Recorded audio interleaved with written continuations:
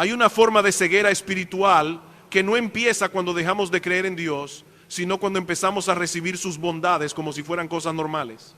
No nos despertamos una mañana diciendo hoy voy a ser ingrato. Nadie se mira al espejo y decide conscientemente despreciar las misericordias de Dios. La ingratitud casi nunca entra por la puerta principal. Entra lentamente por la costumbre. Entra cuando el pan sobre la mesa deja de parecernos un regalo. Entra cuando la salud ordinaria ya no nos asombra. Entra cuando la familia, el trabajo, la iglesia, la palabra, el perdón, el aliento en nuestros pulmones y la paciencia de Dios empiezan a sentirse como derechos adquiridos. Y cuando el corazón se acostumbra a la gracia, deja de bendecir. Ese es uno de los peligros más serios de la vida cristiana. No solo la rebeldía abierta, no solo el pecado escandaloso, también esa frialdad interior que mira las bondades de Dios sin inclinarse. Esa actitud del alma que recibe, pero rara vez vuelve, como aquel leproso que al verse limpio regresó glorificando a Dios a gran voz y se postró a los pies de Cristo para darle gracias. 10 fueron limpiados, 1 volvió. Y esa historia no fue preservada para que simplemente admiremos al samaritano agradecido y critiquemos a los otros 9 desde una distancia cómoda. Fue escrita para que nos preguntemos con temor cuántas veces he sido yo uno de los 9. Cuántas veces he corrido a Dios cuando necesitaba misericordia, pero no he vuelto con la misma urgencia para darle gloria. ¿Cuántas veces he clamado con lágrimas en la enfermedad, en la angustia, en el peligro, en la necesidad? Y luego, cuando la carga fue aliviada, seguí mi camino como si la misericordia se explicara sola. La ingratitud no es una debilidad pequeña, es una distorsión profunda de la realidad. Porque el ingrato no solo olvida decir gracias, el ingrato empieza a vivir como si Dios no fuera el dador, como si la vida viniera de sí misma, como si la fuerza fuera natural, como si la inteligencia fuera autónoma, como si el salario fuera solo fruto de capacidad personal, como si la sanidad fuera solo medicina, como si el perdón fuera barato, como si el día de hoy fuera una garantía, como si respirar, comer, caminar, oír la palabra y tener esperanza eterna no fueran evidencias de una misericordia inmerecida. Por eso la gratitud no es un adorno emocional de la vida cristiana. Es una respuesta esencial de una criatura redimida que ha empezado a ver la realidad correctamente. Cuando Pablo describe la condición del hombre caído, no solo habla de inmoralidad, idolatría y rebelión. Habla de hombres que habiendo conocido a Dios, no le glorificaron como a Dios, ni le dieron gracias. La ingratitud aparece allí como parte del corazón mismo del pecado. El hombre recibe la creación de Dios, la vida de Dios, la paciencia de Dios, la conciencia dada por Dios, los dones de Dios, y en vez de glorificar al dador, se vuelve hacia sí mismo. Quiere los beneficios, pero no quiere inclinarse. Quiere el mundo de Dios, pero no quiere honrar al Dios del mundo. Eso no está lejos de nosotros. La misma semilla vive en nuestro corazón. Por eso la Escritura llama al creyente una y otra vez a dar gracias. No como una sugerencia para personas de temperamento positivo. No como una técnica para sentirse mejor. No como una frase bonita antes de comer. Dar gracias es voluntad de Dios. Es parte de la obediencia cristiana, es parte de la adoración, es parte de la guerra contra el descontento, contra la queja, contra el orgullo, contra esa voz interior que insiste en mirar primero lo que falta y no lo que ha sido dado. Y aquí debemos ser honestos.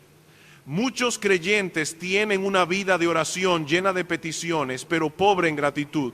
Sabemos presentar necesidades, sabemos pedir intervención, sabemos decir, Señor, ayúdame, sáname, provee, abre, cambia, responde, resuelve. Y debemos pedir, Dios nos manda a pedir. Pero ¿cuántas veces nuestras peticiones van acompañadas de acciones de gracias? ¿Cuántas veces venimos delante de Dios no solo con la lista de cargas, sino con memoria despierta de sus beneficios. Una oración sin gratitud puede revelar un corazón más consciente de sus carencias que de la misericordia de Dios.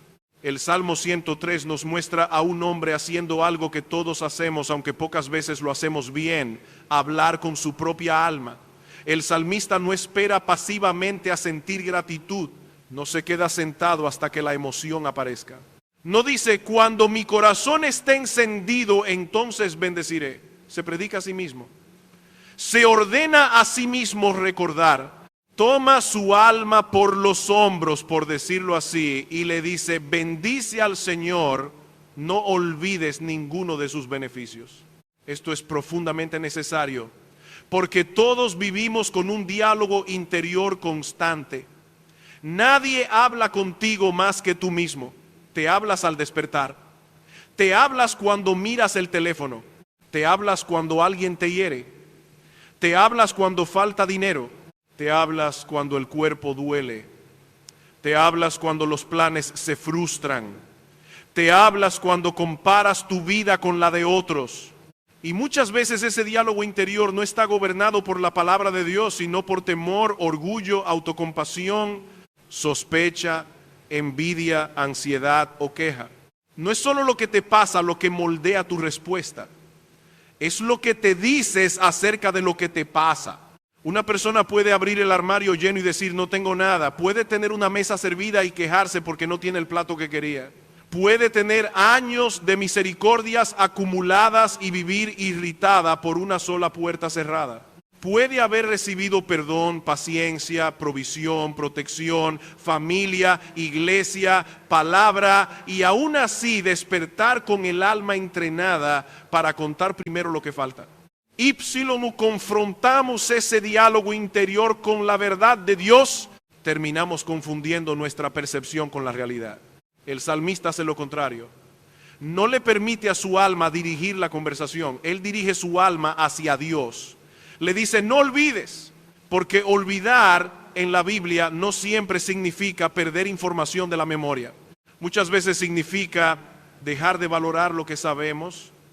Es posible recordar intelectualmente una bendición y aún así vivir como si no tuviera peso. Es posible saber que Dios perdonó, pero no adorarlo.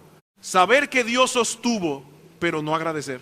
Saber que Dios libró, pero no humillarse. Saber que Dios proveyó, pero atribuirlo a nuestra prudencia. Si olvidas, callarás. Y si callas demasiado tiempo, tu corazón empezará a endurecerse. Por eso la gratitud debe ser cultivada intencionalmente. No nace automáticamente de recibir bendiciones, porque los 9 leprosos también fueron sanados. La gratitud nace cuando la gracia recibida es recordada, interpretada correctamente y devuelta a Dios en adoración. El problema no es que Dios haya sido escaso. El problema es que nuestra memoria espiritual es frágil y nuestro orgullo es fuerte. Y aquí empieza el camino. Antes de pedirle a Dios nuevas misericordias, vuelve a mirar las que ya te ha dado, pero no de manera general, vaga, religiosa. No basta con decir gracias por todo mientras el corazón permanece distraído. El salmista nos enseñará a ser específicos. Y lo primero que pone delante de su alma no es salud, ni provisión, ni rescate temporal, sino el beneficio más grande que un pecador puede recibir. Él es quien perdona todas tus iniquidades. Y si esa verdad no despierta gratitud, nada la despertará correctamente. Él es quien perdona todas tus iniquidades. No pases demasiado rápido por esa frase. No la trates como una expresión religiosa conocida, como si ya no tuviera filo. El salmista no comienza su lista de beneficios con lo más cómodo para el cuerpo, ni con lo más visible para los ojos, ni con aquello que la gente suele contar primero cuando habla de bendiciones. Comienza con el perdón. Porque el pecado es nuestro problema más profundo, y esto es precisamente lo que el corazón humano no quiere admitir. Si preguntas a una persona en la calle cuál es su mayor problema, quizá te dirá que es el dinero, la salud, la soledad, la familia, el trabajo, la ansiedad, una deuda, una enfermedad, una pérdida, una relación rota. Y muchas de esas cargas son reales. No debemos hablar de ellas con ligereza. Hay gente que se acuesta en la noche con el pecho apretado porque no sabe cómo pagará lo necesario. Hay madres que lloran por hijos que no escuchan. Hay matrimonios que viven bajo el mismo techo, pero con el alma separada. Hay enfermos que sienten que su cuerpo se ha convertido en una prisión. Pero aún así, ninguna de esas cosas es el problema final del ser humano. El mayor problema del hombre es que ha pecado contra Dios. No simplemente que ha cometido errores, no simplemente que ha tenido debilidades, no simplemente que arrastra heridas. El pecado es rebelión contra el Creador, distorsión de nuestra adoración, rechazo de su autoridad, amor desordenado por nosotros mismos. El pecado nos separa de Dios, contamina nuestras relaciones, tuerce nuestros deseos, endurece la conciencia y nos coloca bajo una culpa que no podemos resolver con distracción, terapia, éxito, religión externa o promesas de cambio. La conciencia sabe algo que el orgullo intenta negar. Dios puso dentro del ser humano un tribunal interior. La conciencia no tiene un vocabulario muy amplio, pero habla con fuerza, dice bueno o malo, aprobación o culpa. Y aunque el hombre intente silenciarla, distraerla, anestesiarla, justificarla o reeducarla para que no moleste, sigue dando testimonio de que no somos autónomos. Hay una ley por encima de nosotros. Hay un juez por encima de nuestra opinión. Hay acciones que no se vuelven inocentes solo porque encontremos explicaciones psicológicas para ellas. Por eso la culpa no debe ser tratada simplemente como una incomodidad emocional que hay que apagar. La culpa puede ser una alarma misericordiosa. Como el dolor físico advierte que algo anda mal en el cuerpo, la culpa advierte que algo anda mal delante de Dios. El problema es que muchos, en vez de correr al único remedio verdadero, buscan maneras de bajar el volumen de la alarma sin tratar la enfermedad. Se ocupan, se entretienen, se comparan, se justifican, culpan a otros. Dicen que todos hacen lo mismo. O se refugian en una espiritualidad superficial que les permite sentirse mejor sin arrepentirse. Pero el salmista no hace eso. Él mira su alma y le dice, bendice al Señor porque Él perdona todas tus iniquidades. Todas, no algunas. No solo las socialmente aceptables, no solo las que ocurrieron antes de conocer mejor, no solo los pecados que puedes admitir sin vergüenza, todas tus iniquidades, las abiertas y las secretas, las de la juventud y las de la madurez, las que otros vieron y las que nadie conoce, las de palabra, pensamiento, intención, omisión, orgullo, incredulidad, frialdad, dureza, impureza, egoísmo, cobardía, queja, envidia, resentimiento. El creyente no bendice a Dios porque su pecado fue pequeño. Bendice a Dios porque la misericordia de Dios en Cristo es inmensamente grande. Aquí la gratitud empieza a tener raíces profundas, porque nadie agradece el perdón correctamente hasta que entiende lo que merecía. Si tú piensas que Dios simplemente pasó por alto tus pecados porque al final no eran tan graves, tu gratitud será débil. Si crees que el perdón fue una especie de amnistía sentimental, tu alabanza será superficial. Pero si entiendes que Dios es santo, que su justicia no puede tratar el pecado como si fuera nada, que tu culpa exigía juicio, y que aún así Él proveyó un Salvador, entonces la gratitud deja de ser una cortesía religiosa y se convierte en adoración quebrantada. La gracia no es Dios fingiendo que el pecado no importa. La gracia es Dios perdonando al pecador a costo de la sangre de su Hijo. David podía celebrar el perdón de Dios, pero lo veía a través de sombras, promesas y sacrificios que apuntaban hacia adelante. Él sabía que Dios no tomaba el pecado a la ligera. Sabía que un inocente debía cargar simbólicamente con la culpa. Sabía que había sangre en el camino del perdón. Pero nosotros que vivimos después de la cruz, vemos con más claridad aquello que David apenas contemplaba en figura. Sabemos que el Cordero verdadero vino. Sabemos que Cristo llevó nuestra vergüenza. Sabemos que el Hijo eterno se hizo hombre. Sabemos que el inocente murió por culpables. Sabemos que Dios no anuló su justicia para perdonar, sino que la satisfizo en Cristo. Entonces, si David decía, bendice alma mía al Señor, cuánto más nosotros, piensa con honestidad, ¿cuántos pecados te ha perdonado Dios? No en toda tu vida solamente, en este año, en este mes, en esta semana, en este día. ¿Cuántas veces tu corazón ha amado menos a Dios de lo que debía? ¿Cuántas veces has sido impaciente, orgulloso, incrédulo, frío, egoísta? ¿Cuántas veces has recibido misericordias sin devolver gloria? ¿Cuántas veces has tenido pensamientos que no querrías ver proyectados en una pantalla delante de otros? ¿Cuántas veces tu boca ha dicho lo que no debía o callado lo que debía confesar? Y aún así, si estás en Cristo, no estás bajo condenación. No porque Dios sea blando con el pecado, sino porque Cristo fue traspasado por él. No porque tu culpa desapareció en el aire, sino porque fue cargada sobre el Salvador. No porque tu arrepentimiento sea perfecto, sino porque su sacrificio es perfecto.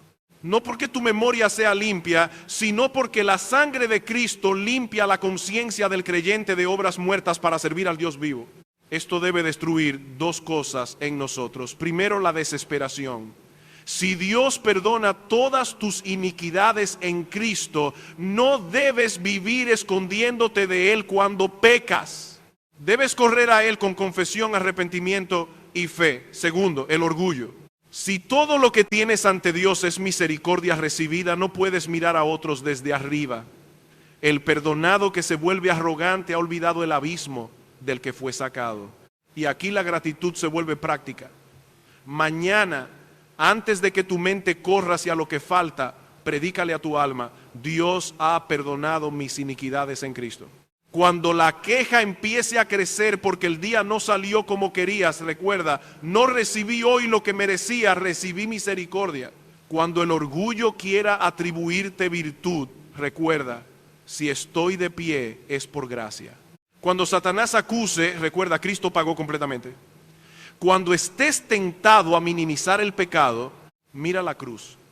Cuando estés tentado a hundirte en culpa, mira la cruz también. El perdón no es un beneficio más, entre otros. Es el suelo sobre el cual todos los demás beneficios pueden recibirse sin idolatría. Pero el salmista no se detiene allí. Después del perdón, mira otra misericordia que tocamos casi todos los días y pocas veces agradecemos con profundidad. El Dios que sostiene, restaura y sana nuestros cuerpos frágiles. Y quizá hemos recibido más sanidades de las que nuestra memoria está dispuesta a reconocer. Él es quien sana todas tus enfermedades. Esta frase también debe ser recibida con reverencia, porque fácilmente puede ser malentendida. Algunos la leen como si significara que el creyente nunca debe enfermarse, o que toda enfermedad presente es señal de falta de fe, o que si alguien ora correctamente necesariamente será sanado aquí y ahora. Pero esa no es la enseñanza de la Escritura. La Biblia nunca presenta la vida cristiana como una vida exenta de fragilidad física. Los santos enferman, los creyentes lloran, los cuerpos envejecen, los médicos siguen siendo necesarios. Y aún los hombres más piadosos mueren a menos que Cristo vuelva antes. Si Dios sana enfermedades, eso presupone que sus hijos también se enferman. El salmista no está diciendo que nunca habrá fiebre, dolor, debilidad, cáncer, cansancio, hospital, medicina, diagnóstico, cirugía o cama de aflicción. Está diciendo algo más humilde y más profundo. Cada vez que somos sanados, Dios es el que sana. Él puede usar medios y normalmente los usa. Usa médicos, tratamientos, descanso, medicamentos, sabiduría común, sistemas del cuerpo, descubrimientos científicos, manos humanas. Pero detrás de todo medio legítimo está el Dios que sostiene la vida. El medicamento no es Dios. El médico no es Dios. El sistema inmunológico no es Dios. La recuperación no es azar. Todo don bueno desciende de lo alto. Y aquí nuestra ingratitud queda expuesta. Porque cuando enfermamos, clamamos con facilidad. Pero cuando mejoramos, muchas veces seguimos adelante sin volver a postrarnos. Durante la fiebre somos conscientes de nuestra debilidad. Durante el dolor recordamos que no controlamos ni siquiera nuestro propio cuerpo. Durante una noche de enfermedad, el alma puede volverse muy pequeña, muy dependiente, muy necesitada. Pero cuando vuelve la fuerza, cuando el dolor baja, cuando el apetito regresa, cuando el cuerpo puede levantarse, cuando la respiración se normaliza, cuando el análisis mejora, cuando el médico dice que todo va bien, nos acostumbramos rápido a la misericordia. Pedimos sanidad como mendigos, pero a veces recibimos sanidad como consumidores. Piensa en una casa donde todos han estado enfermos. El desorden se acumula, las fuerzas faltan, la rutina se detiene, las responsabilidades pesan más de lo normal. Una madre con dolor de cabeza intenta cuidar a otros mientras ella misma apenas puede estar de pie. Un padre cansado cancela compromisos porque el cuerpo ya no responde. Los niños se quejan, las medicinas están sobre la mesa, la noche se hace larga. En esos momentos, nadie necesita una explicación sofisticada para recordar que somos polvo. Y luego llega una mañana en que la fiebre baja, el cuerpo todavía está débil, pero hay alivio. Una persona vuelve a levantarse, puede comer algo, puede hablar con más claridad, puede volver a sus labores poco a poco. ¿Qué debe hacer el alma cristiana en ese momento? No simplemente decir qué bueno que ya pasó. Debe decir, bendice alma mía al Señor. Él es quien sana tus enfermedades. No porque despreciemos los medios, sino porque reconocemos al Dios que los hizo eficaces. Esto corrige tanto la superstición como la autosuficiencia. La superstición desprecia los medios y llama fe a la irresponsabilidad.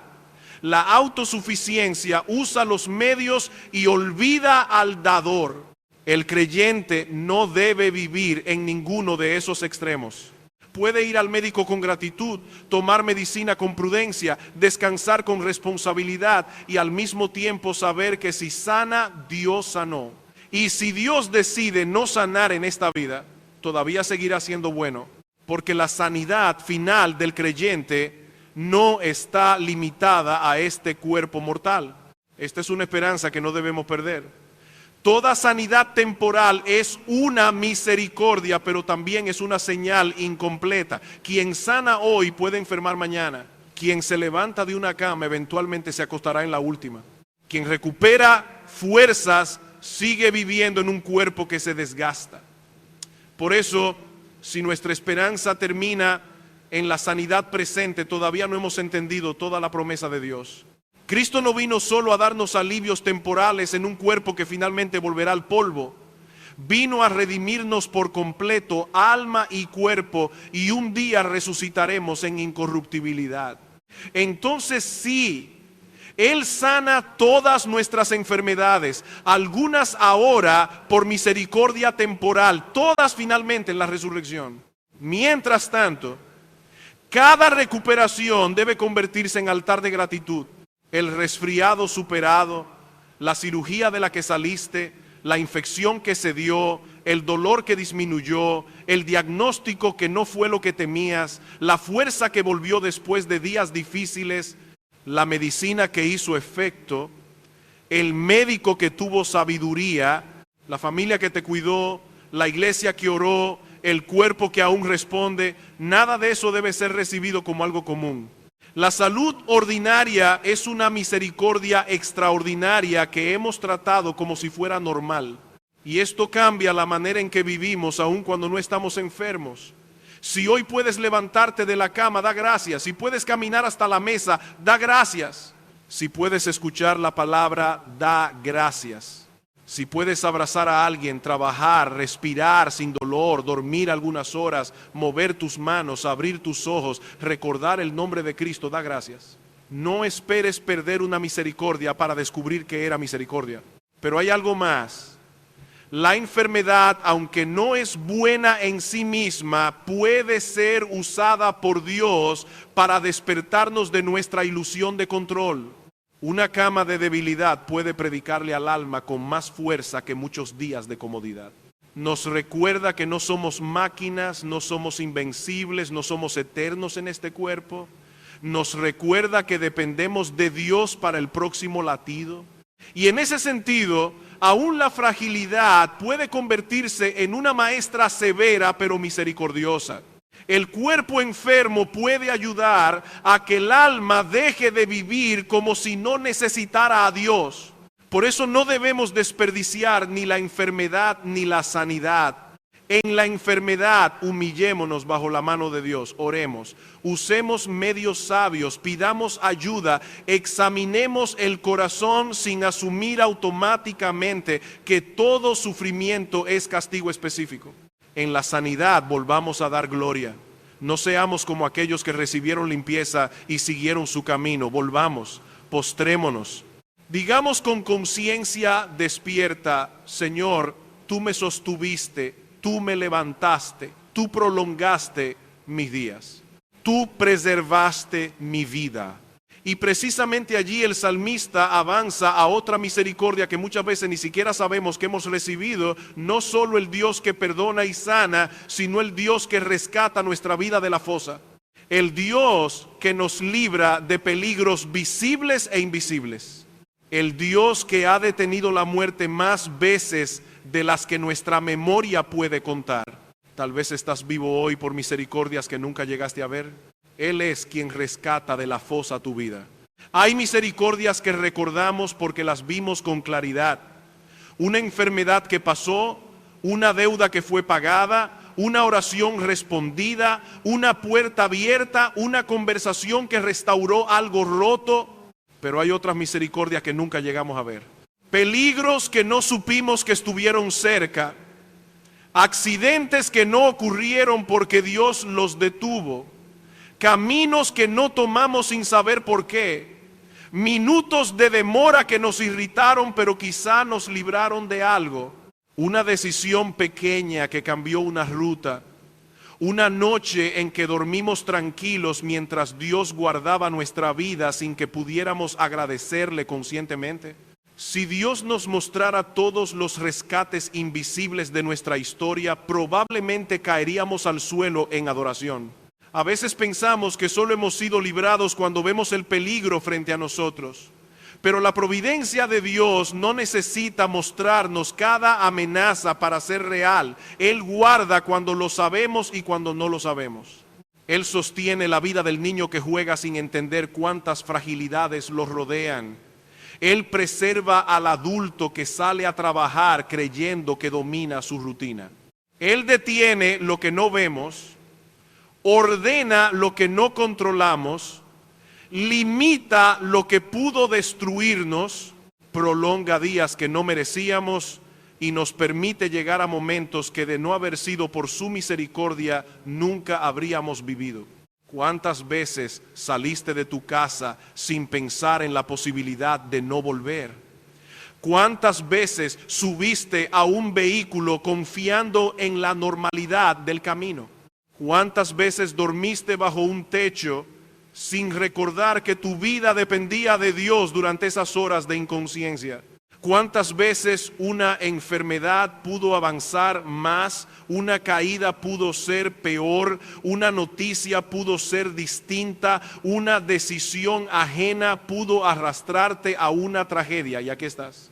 No porque la muerte te haya olvidado, sino porque Dios no había terminado contigo. Pero el rescate de la fosa no se limita a los peligros temporales. Esta frase abre también una esperanza más grande. Porque aun si Dios nos libra muchas veces de la muerte durante esta vida, llegará un día en que no seremos librados de pasar por ella, a menos que Cristo vuelva antes. Llegará el tiempo en que el cuerpo no responderá, la respiración se hará débil, los ojos se cerrarán y aquellos que nos aman sentirán el peso de nuestra ausencia. La pregunta entonces no es si Dios puede retrasar la muerte, la pregunta final es si Dios puede vencerla. Y en Cristo la respuesta es sí. El creyente puede dar gracias no solo porque Dios ha preservado su vida muchas veces, sino porque Dios rescatará su vida definitivamente de la fosa. La tumba no tendrá la última palabra sobre los que están unidos al Salvador resucitado. La muerte podrá tocar el cuerpo, pero no podrá separar al Hijo de Dios del amor de Cristo. El sepulcro podrá recibir polvo, pero no podrá retener para siempre aquello que fue comprado por la sangre del Cordero. Viene un día en que la voz del Hijo de Dios llamará, y los que están en los sepulcros oirán su voz. La gratitud cristiana no mira solo hacia atrás, también mira hacia adelante. Por eso el creyente no agradece únicamente por los rescates pasados, sino por la resurrección futura. Agradece porque su historia no terminará en una cama de hospital, ni en un ataúd, ni en una lápida, ni en el recuerdo frágil de los que quedan. Su historia está escondida con Cristo en Dios. Su destino final no es la fosa, sino la presencia del Señor. Su cuerpo será levantado, transformado, glorificado, hecho semejante al cuerpo de la gloria de Cristo. Y si eso es verdad, entonces aún nuestras pérdidas temporales deben ser vistas bajo una luz distinta. Lloramos, sí. La muerte sigue siendo enemiga, la despedida duele, la ausencia pesa. La silla vacía en la mesa no se llena con frases fáciles. Pero no lloramos como quienes no tienen esperanza.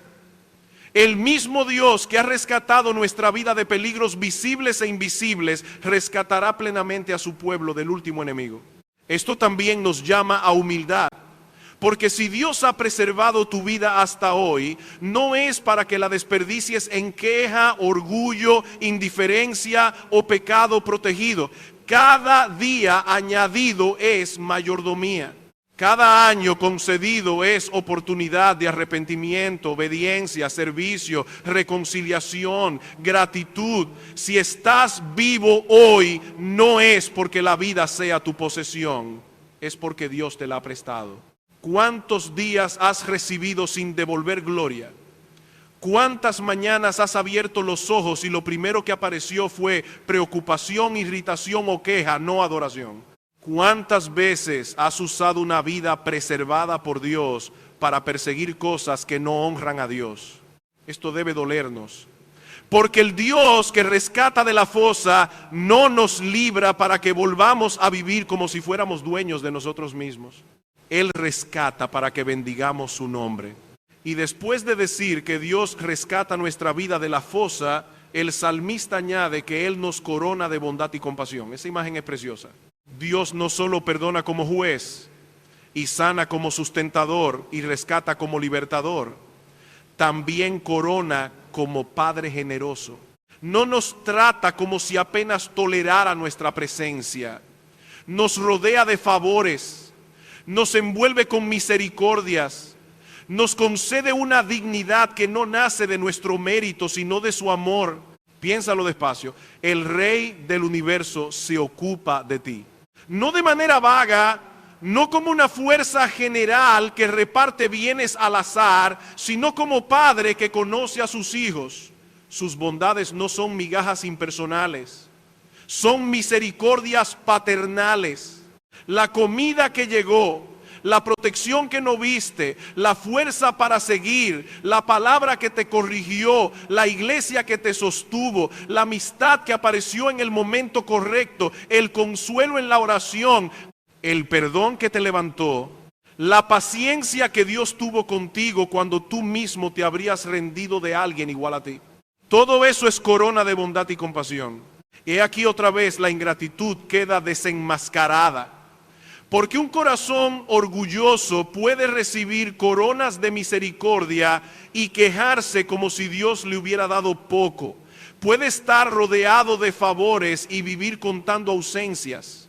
Puede tener perdón, cuidado, promesas, comunión, esperanza eterna, y aún así actuar como si Dios le debiera una vida más cómoda. Qué feo es el orgullo cuando se sienta a la mesa con las bendiciones de Dios y todavía murmura. No somos pobres porque Dios haya sido escaso. Somos pobres cuando nuestra memoria se vuelve ciega a su bondad.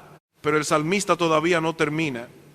Dice que Dios colma de bienes nuestros años para que nuestra juventud se renueve como el águila. No está prometiendo que el cuerpo nunca envejecerá. No está negando las arrugas, las canas, la fatiga, el desgaste, el paso de los años. Está hablando de una vitalidad más profunda. El alma sostenida por las misericordias de Dios, renovada interiormente aun cuando el hombre exterior se va desgastando. Y esa clase de renovación es una de las evidencias más hermosas de la gracia. Pero necesitamos mirarla más de cerca porque ahí descubrimos por qué un creyente puede atravesar años difíciles y aún así seguir diciendo Dios ha sido bueno. Hay una clase de vejez que no se mide por las arrugas del rostro, sino por el cansancio del alma. Una persona puede ser joven y vivir interiormente seca, amarga, quejumbrosa, incapaz de asombrarse, incapaz de agradecer. Puede tener fuerza física, planes, energía, oportunidades, pero llevar por dentro un corazón envejecido por el descontento. Y también puede haber un creyente de muchos años con un cuerpo debilitado, con cicatrices, con pérdidas, con funerales en la memoria, con dolores que ya no se van del todo, y aún así tener un alma verde, viva, agradecida, sostenida por la bondad de Dios. Eso es lo que la gracia hace. Cuando el salmista dice que Dios colma de bienes tus años para que tu juventud se renueve como el águila, no está prometiendo que el creyente escapará del desgaste del cuerpo. La Biblia es demasiado honesta para eso. Nuestro hombre exterior se va desgastando, la fuerza cambia, la visión disminuye, el cuerpo se vuelve más lento, las manos que antes trabajaban sin cansancio empiezan a temblar, los días que antes parecían largos ahora pasan con una rapidez que sorprende. Y sin embargo, el hombre interior puede ser renovado de día en día. La gratitud es una de las señales de un alma que todavía está siendo renovada por Dios.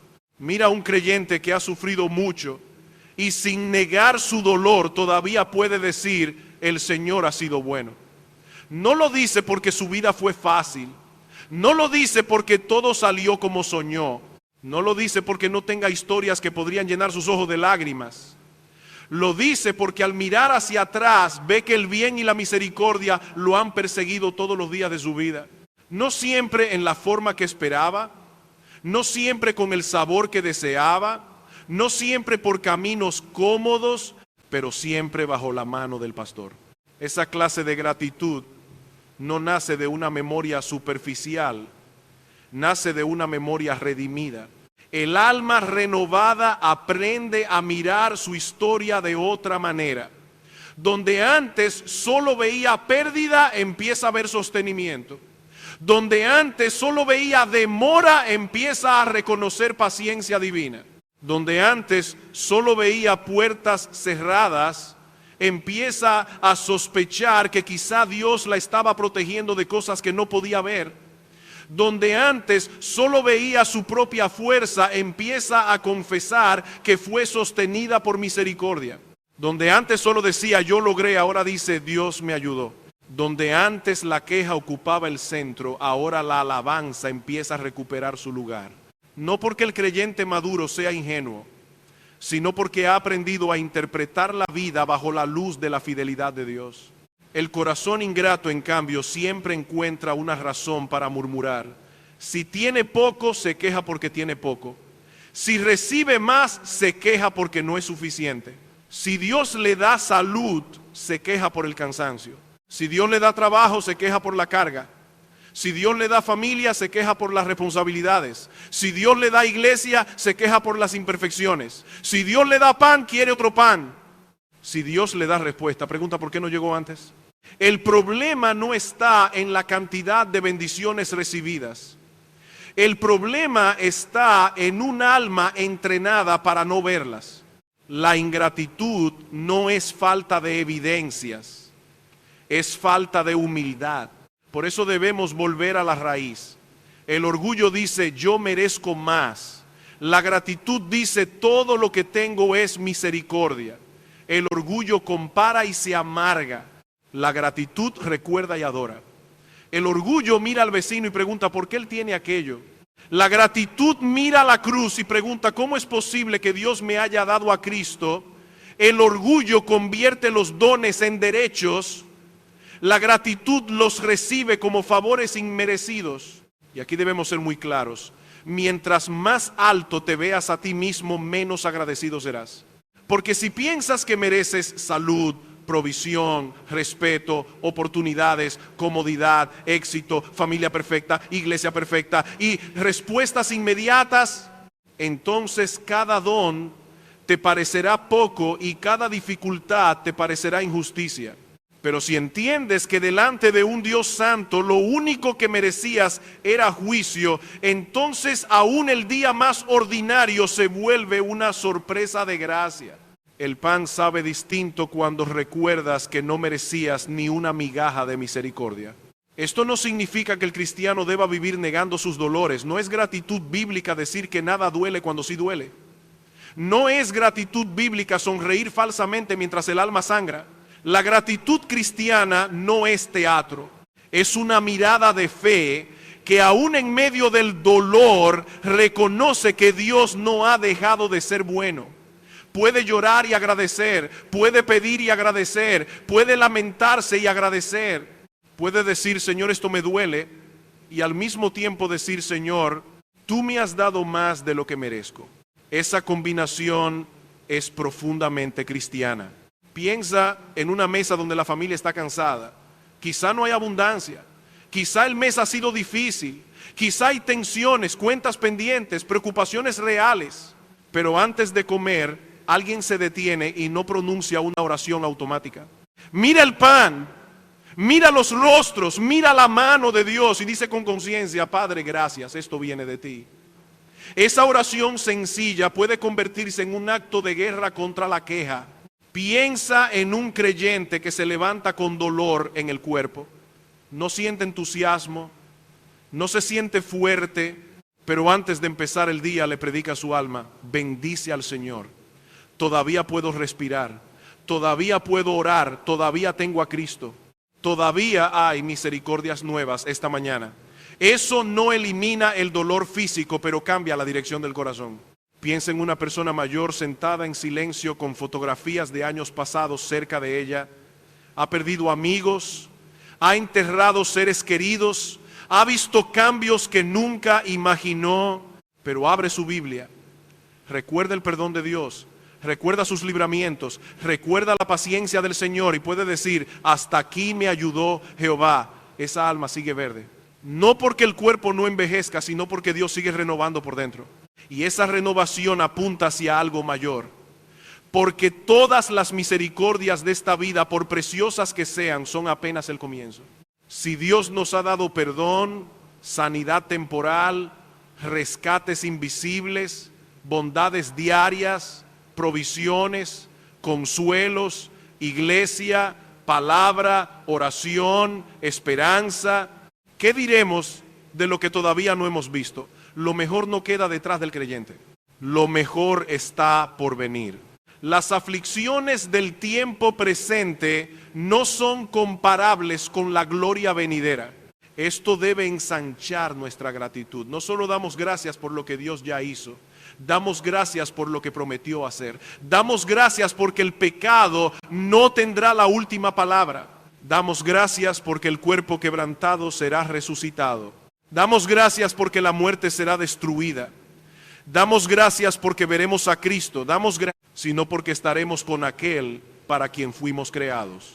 Pero si todo esto es verdad, entonces la gratitud no puede quedar como un sentimiento ocasional. Debe convertirse en hábito, debe ser practicada, entrenada, escrita, recordada, predicada al alma. Porque un corazón que no se ejercita en recordar, pronto volverá a quejarse. Y aquí necesitamos aprender una disciplina sencilla, pero profundamente espiritual. La gratitud no debe depender de la memoria espontánea, porque nuestra memoria espiritual es demasiado débil y nuestro corazón demasiado inclinado a la queja. Por eso el salmista no dice simplemente espero recordar algún día, se ordena recordar. No deja que su alma vague por los pasillos del descontento. No permite que sus emociones definan la realidad. No se sienta a esperar que la gratitud aparezca como una visita inesperada. La llama, la entrena, la despierta, le predica a su propia alma con la verdad de Dios. Bendice, alma mía, al Señor y no olvides ninguno de sus beneficios. Esto es una disciplina espiritual y muchos creyentes no la practican. Practican la preocupación, practican la queja, practican la comparación, practican repetir internamente las heridas, las carencias, las frustraciones, los retrasos, las cosas que no salieron como querían. Hay personas que durante todo el día alimentan su alma con un catálogo de molestias y luego se sorprenden de que no pueden alabar con gozo. Pero el alma no florece cuando se alimenta de murmuración. La queja también es una liturgia. Te enseña a adorar tu propia versión de la realidad. Por eso necesitamos interrumpirla con memoria santa, no memoria vaga, no gratitud superficial, no frases generales que decimos sin pensar. Necesitamos aprender a nombrar las misericordias de Dios, a escribirlas, a repasarlas, a contarlas, a ponerlas delante del alma cuando el descontento empiece a levantar su voz. Porque si no somos específicos en nuestra gratitud, fácilmente seremos específicos en nuestra queja. Observa cómo funciona el corazón. Cuando algo nos falta, lo describimos con detalle. Sabemos decir exactamente quién nos hirió, cuándo ocurrió, qué palabra usó, cuánto dinero falta, qué puerta se cerró, qué persona no llamó, qué deseo no se cumplió. La queja es muy detallista. Pero cuando damos gracias, muchas veces decimos, Señor, gracias por todo. Y eso puede ser sincero, pero también puede ser una señal de que no nos hemos detenido a mirar las misericordias concretas. La gratitud madura aprende a decir gracias por esto y por esto. Gracias por el perdón de mis pecados en Cristo. Gracias por la paciencia que tuviste conmigo cuando yo fui frío. Gracias por la comida de hoy. Gracias por la medicina que hizo efecto.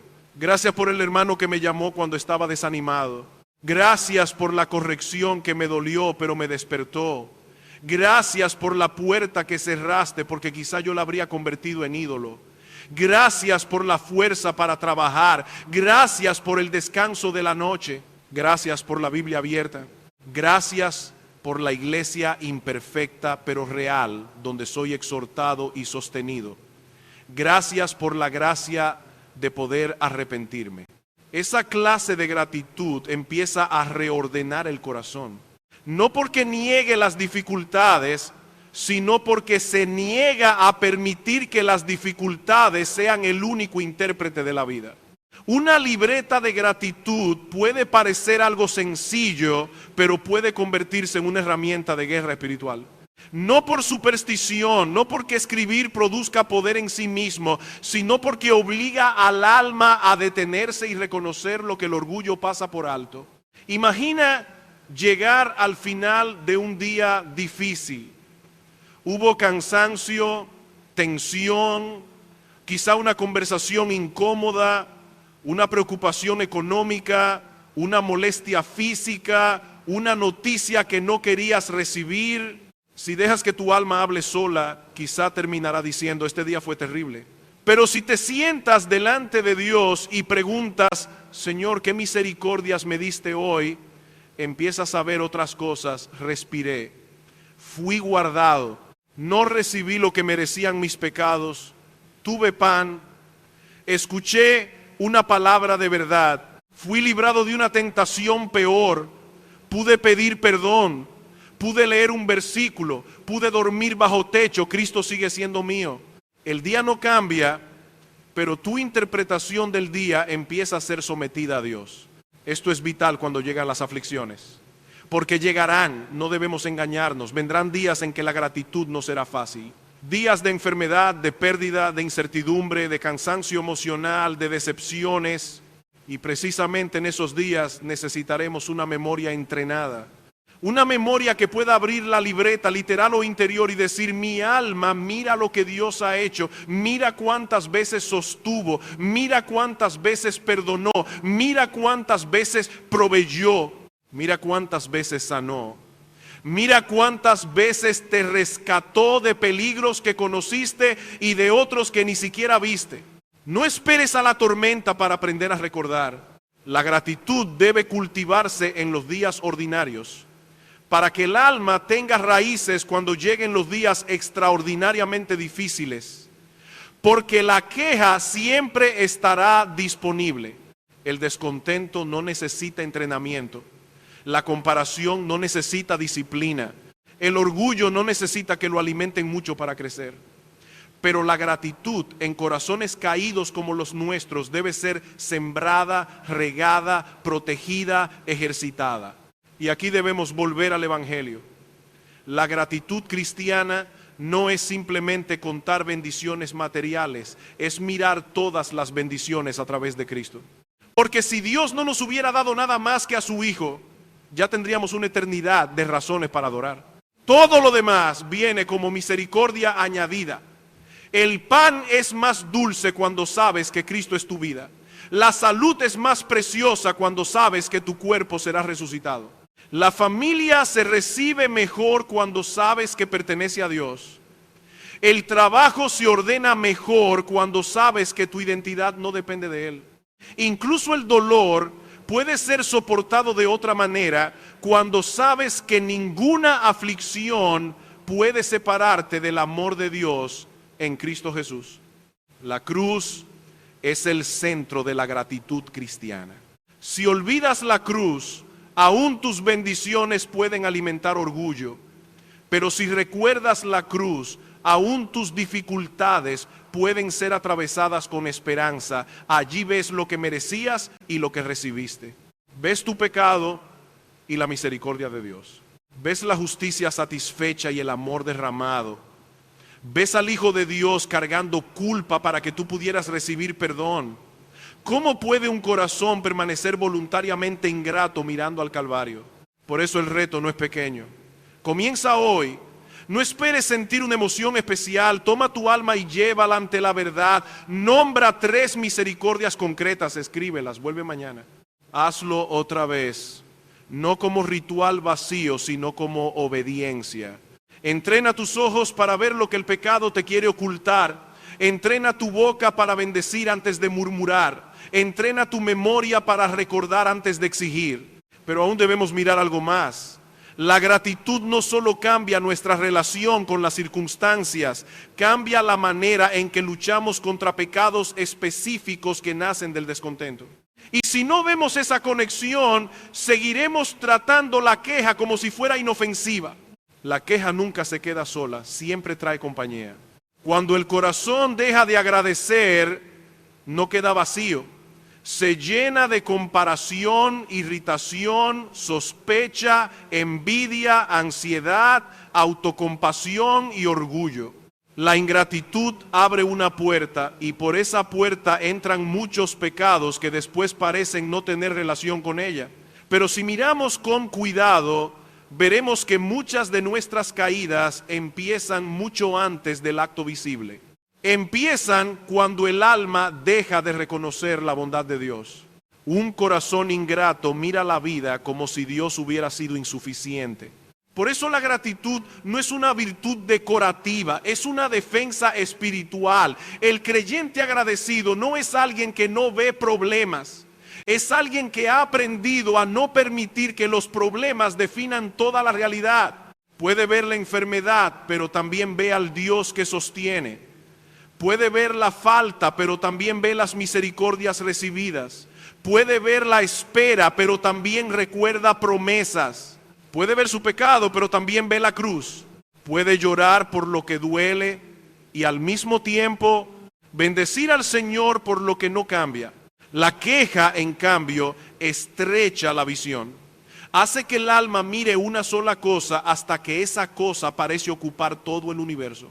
Un atraso, una palabra, una pérdida, una comparación, una frustración, una persona que no actuó como esperábamos.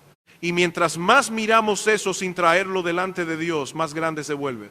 Entonces el corazón empieza a hablar: Dios no me dio suficiente, Dios no me trató como debía, otros tienen más, mi vida es más difícil, nadie entiende, nadie ve, nada cambia.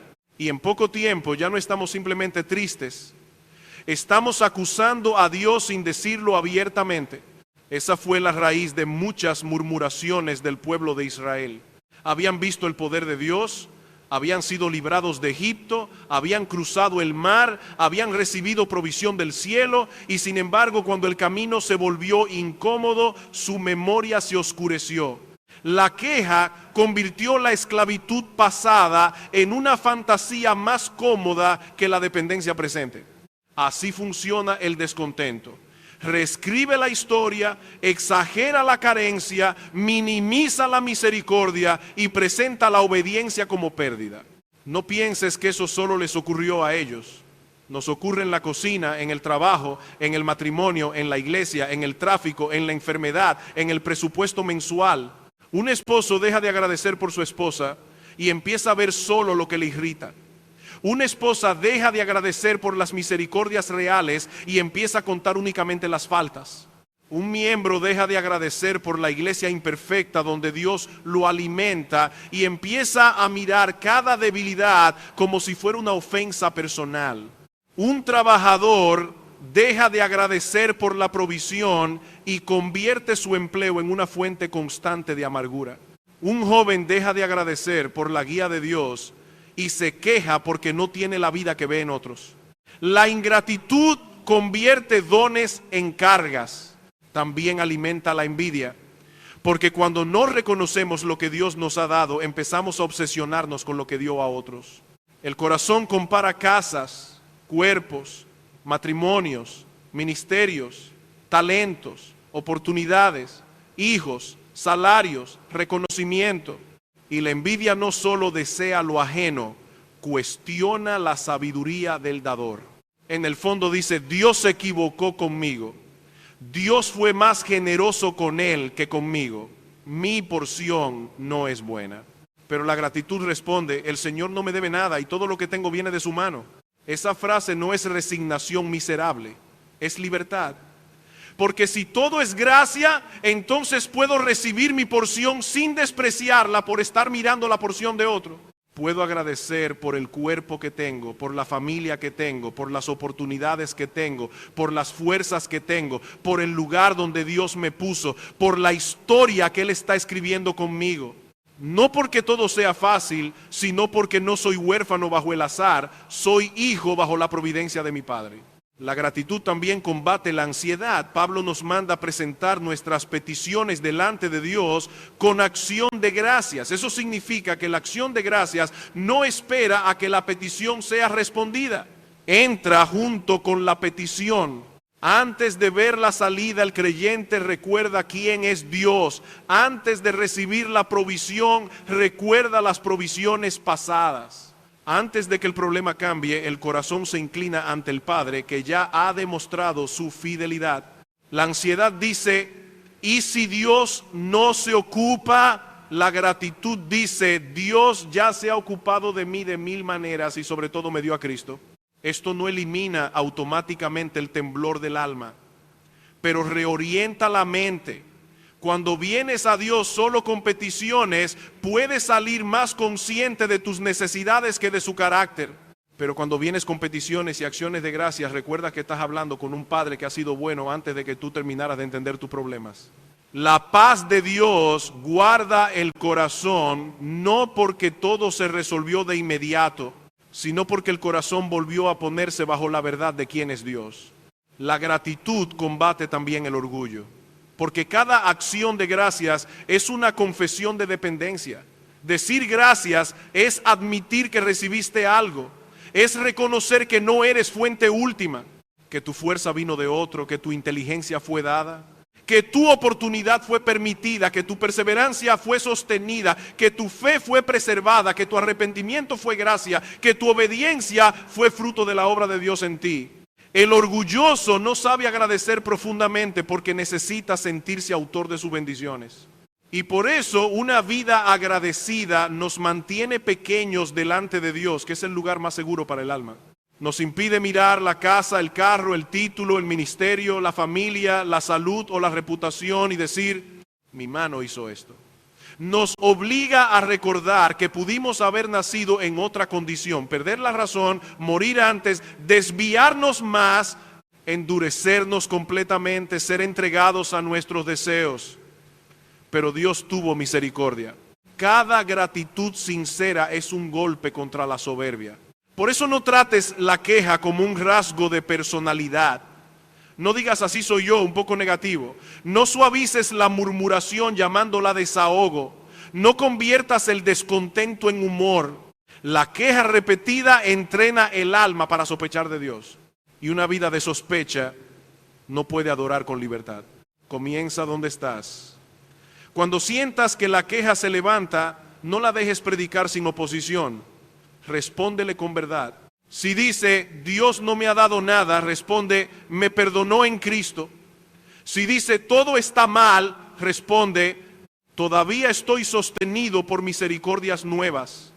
Si dice, otros tienen más, responde, el Señor es mi porción. Si dice, no puedo soportar esto, responde, su gracia me basta y su poder se perfecciona en la debilidad. No estás negando el dolor, estás negando que el dolor tenga la autoridad final para interpretar a Dios. Pero todavía falta mirar el punto más alto. Porque la gratitud cristiana no se sostiene finalmente en las bendiciones temporales, sino en una esperanza eterna. Si nuestra gratitud depende solo de salud, provisión, alivio y circunstancias favorables, se quebrará cuando esas cosas falten. Necesitamos una gratitud más profunda que pueda cantar incluso cuando el cuerpo decae, cuando la vida duele y cuando el peregrinaje se acerca a su fin. Y esa gratitud solo nace cuando miramos a Cristo y a la gloria que viene. La gratitud cristiana que depende solo de circunstancias favorables todavía no ha bajado hasta la raíz del Evangelio. Si damos gracias únicamente cuando el cuerpo está sano, cuando el dinero alcanza, cuando la familia está tranquila, cuando los planes avanzan y cuando las respuestas llegan rápido, entonces nuestra gratitud será tan frágil como esas circunstancias. Bastará una enfermedad, una pérdida, una decepción, una demora o una puerta cerrada para que el alma vuelva a murmurar. Por eso necesitamos una gratitud más profunda que el alivio temporal. Necesitamos una gratitud sostenida por la cruz y orientada hacia la gloria venidera. El creyente no solo agradece por lo que Dios le da en el camino, agradece porque Dios mismo es su porción, porque Cristo lo compró, porque sus pecados fueron perdonados, porque la muerte fue vencida, porque la esperanza no termina en este mundo, porque lo mejor no quedó atrás. Esto es lo que permite que un cristiano envejezca con el alma verde. Su cuerpo puede decaer, sus fuerzas pueden disminuir, sus planes pueden cambiar. Algunas personas que amó pueden partir antes que él. Su casa puede volverse más silenciosa, su memoria puede llenarse de despedidas. Pero si Cristo es suyo, no está caminando hacia la pérdida final, está caminando hacia la plenitud. Cada día lo acerca no al vacío, sino al rostro de su Salvador. Por eso la gratitud cristiana mira el pasado con memoria, el presente con fe y el futuro con esperanza. Mira el pasado y dice, Dios me perdonó, Dios me sostuvo, Dios me sanó muchas veces, Dios me libró de peligros que vi y de otros que nunca conocí, Dios me coronó de bondad y compasión. Dios fue paciente conmigo cuando yo fui lento para aprender, duro para obedecer, rápido para quejarme y débil para agradecer. Mira el presente y dice, hoy también hay misericordias. Quizá no tengo todo lo que quisiera, pero tengo más de lo que merezco. Tengo a Cristo, tengo acceso al Padre, tengo la palabra, tengo promesas, tengo un Salvador que intercede, Tengo gracia para arrepentirme. Tengo la oportunidad de bendecir el nombre del Señor aún en medio de la debilidad. Y mira el futuro y dice, la historia no termina aquí. Las aflicciones del tiempo presente no son comparables con la gloria venidera. Mi cuerpo será redimido. Mi pecado será eliminado por completo. Mi fe será vista. Mi esperanza será posesión. Mi peregrinaje terminará en casa. Esa gratitud no puede ser producida por pensamiento positivo. Es fruto de ver la vida bajo la luz del Evangelio. Porque solo el Evangelio nos enseña a interpretar correctamente tanto las bendiciones como las aflicciones. Las bendiciones no son premios a nuestra grandeza, son misericordias de Dios. Las aflicciones no son prueba de que Dios nos abandonó, son parte de una providencia que Él gobierna con sabiduría paternal. Las pérdidas no cancelan las promesas, la enfermedad no anula la adopción, la muerte no derrota al creyente, porque Cristo resucitó. Entonces, alma mía, bendice al Señor, bendícelo cuando el día empieza con fuerzas y bendícelo cuando empieza con cansancio, bendícelo cuando hay abundancia sobre la mesa y bendícelo cuando hay que pedir el pan de cada día con más conciencia, bendícelo cuando la oración recibe respuesta rápida y bendícelo cuando la espera te obliga a mirar más profundamente su rostro. Bendícelo cuando puedes cantar con gozo y bendícelo cuando solo puedes susurrar con lágrimas. Bendícelo no porque todo sea fácil, sino porque Él es digno. No seas avaro con tu gratitud, porque Dios no ha sido avaro con su misericordia. Si Él te dio a Cristo, te dio el tesoro mayor. Si perdonó tus iniquidades, resolvió tu problema más profundo. Si te sostuvo hasta hoy, prolongó tu vida por misericordia. Si te ha dado salud, fuerza, pan, techo, familia, iglesia, amigos, corrección, consuelo, disciplina, provisión, protección y esperanza, entonces tienes más razones para alabar de las que tu memoria puede contener. Pero no confíes demasiado en tu memoria. Escríbelas, nómbralas, cuéntalas. Haz de la gratitud una disciplina santa. No esperes a que tu corazón se sienta agradecido para comenzar. Muchas veces el corazón empieza frío y se calienta mientras recuerda. Toma una libreta. Escribe hoy 3 misericordias concretas. No tienen que ser espectaculares. Tal vez una comida, una conversación, un texto bíblico, un pecado confesado, una tentación resistida, una medicina que hizo efecto, un hijo que llegó a casa, una noche de descanso, una palabra que te corrigió, una oración que pudiste hacer aunque no tenías ganas. Mañana hazlo otra vez y cuando vengan días oscuros, porque vendrán, abre esa memoria escrita y predícale a tu alma, no todo es oscuridad. Dios ha estado aquí, Dios ha sido fiel, Dios me ha perseguido con bien y misericordia. Dios no me dejó, Dios no me trató conforme a mis pecados, Dios me dio a su Hijo, Dios sigue siendo bueno. Quizá la circunstancia no cambiará inmediatamente, pero tu alma será llevada otra vez al lugar correcto, delante del Señor, no delante del trono de la queja. Y si estás escuchando esto sin estar en Cristo, también debes entender algo. La mayor misericordia que necesitas no es salud, dinero, alivio emocional, estabilidad familiar, ni una vida más ordenada. Tu mayor necesidad es perdón. Necesitas ser reconciliado con Dios. Necesitas al Salvador que cargó la culpa de pecadores en la cruz. No recibas las bondades temporales de Dios mientras desprecias su mayor regalo. No seas como aquellos que fueron limpiados y no volvieron. Ven a Cristo, vuelve, póstrate, reconoce tu pecado, cree en el Evangelio, porque no habrá gratitud verdadera mientras el corazón siga huyendo del dador. Y tú, creyente, vuelve también, no para ser salvo otra vez, sino para vivir como alguien que recuerda. Vuelve de la queja, vuelve del orgullo, vuelve de la comparación, vuelve de esa frialdad que recibe misericordia sin asombro. Vuelve a mirar la cruz. Vuelve a contar las bondades, vuelve a bendecir con todo tu ser el santo nombre del Señor. Bendice, alma mía, al Señor y no olvides ninguno de sus beneficios. Él perdona todas tus iniquidades, Él sana tus enfermedades, Él rescata de la fosa tu vida, Él te corona de bondad y compasión, Él colma de bienes tus años, Él renueva tu alma cuando tu cuerpo se desgasta. Él ha sido fiel en el pasado, Él sostiene tu presente. Él ha preparado una gloria futura que ninguna aflicción de este mundo podrá comparar. Y cuando llegue el día final, cuando termine el peregrinaje, cuando el creyente cruce el último valle y despierte en la presencia de Cristo, entonces descubrirá que todas las gratitudes de esta vida fueron apenas el comienzo.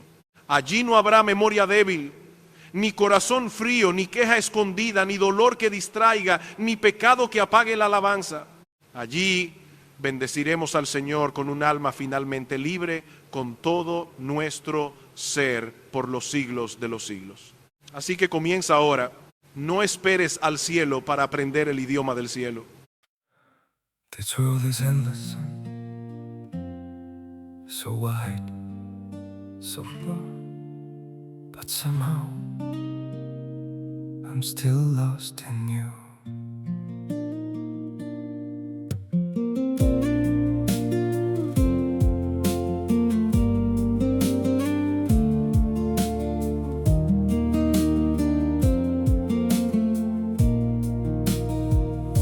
The streets are full of moving shadows, countless places I could go. City shining, people passing, yet I still feel so alone. Every road keeps leading nowhere, every sky feels cold and blue. In this world so vast and open, I'm still lost in missing you. The world is wide, so wide before me, but I keep losing my way. Somewhere in the endless distance, your memory makes me stay. The world moves on without us, but my heart remains untrue. For no matter where these feet may wander, I'm still lost in missing you. I have tried to outrun silence, tried to leave your ghost behind, but your name still echoes softly through the corners of my mind. The world is wide, so wide before me, but I keep losing my way. Somewhere in the endless distance, your memory makes me stay. The world moves on without us, but my heart remains untrue. For no matter where these feet may wander, I'm still lost in missing you. Maybe someday I'll stop searching for your face in every crowd, but until that day, this broken heart will keep calling your name out. The world is wide, so wide before me, but I keep losing my way.